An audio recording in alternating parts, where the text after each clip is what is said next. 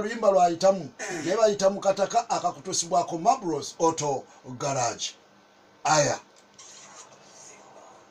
omuntu bw'asirika tabeera musiru mukwano nkugambye ebyo byosomba abasajja nga ndi safari byonna tebikola ebyo byewekozakoza newedingisa nze mbeera nkukeneka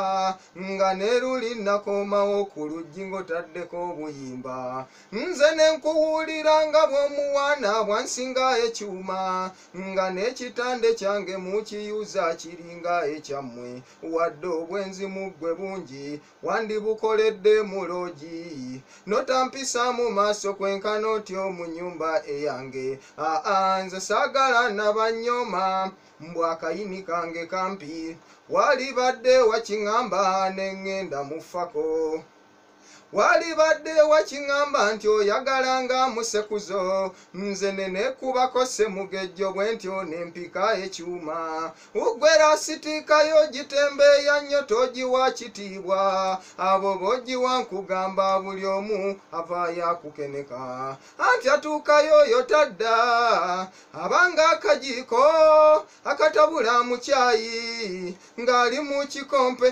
ojja ofuuneyo ekitengotengo ogendeke wasenga akuteekeko kateni mukwano oggala omulyango gwo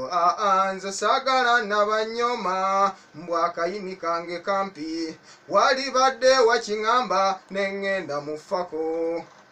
soko gende wammwe bakunnyonnyole era obwenzi bwo nze si bwetaaga senga w'omugambe akubuulirire omukwesese kyeki omuwulenge kyeki nze saagala nabanyoma mbw akayini kange kampi wali badde wakiŋŋamba neŋŋenda mufako tusooka kubuuza gwali ku ssimu yanguwa oyo omwana ayise mu luyimba ki mangu nnyonyonyi ali ku ssimu ayise mu luyimba